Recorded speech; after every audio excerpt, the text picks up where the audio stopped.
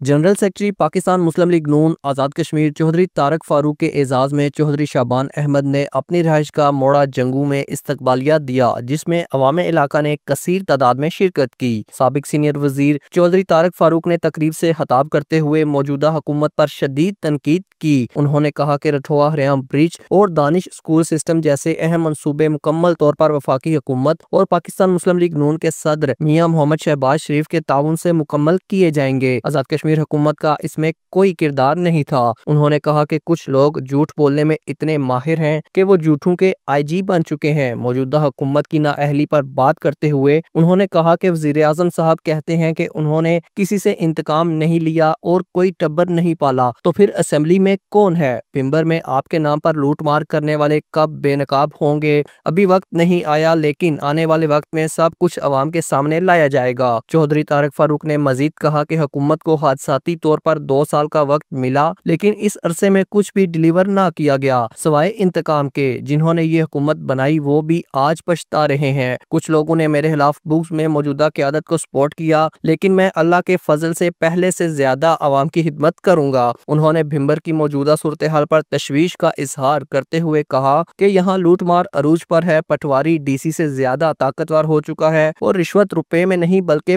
Pounds میں لی جا رہی ہے۔ چودھری طارق فاروق نے عوام سے اپیل کی کہ وہ حقیقت کا ادراک کریں اور دیکھیں کہ کل کی حکومت بہتر تھی یا آج کی۔ اوورسیز کشمیری آ کر خود دیکھیں کہ ان کے علاقوں میں کیا ہو رہا ہے۔ انہوں نے کڑے احتساب اور بدعنوان عناصر کو بے نقاب کرنے کے عزم کا اظہار کیا۔ راجہ فروخ جاوید، JK نیوز، کسگما۔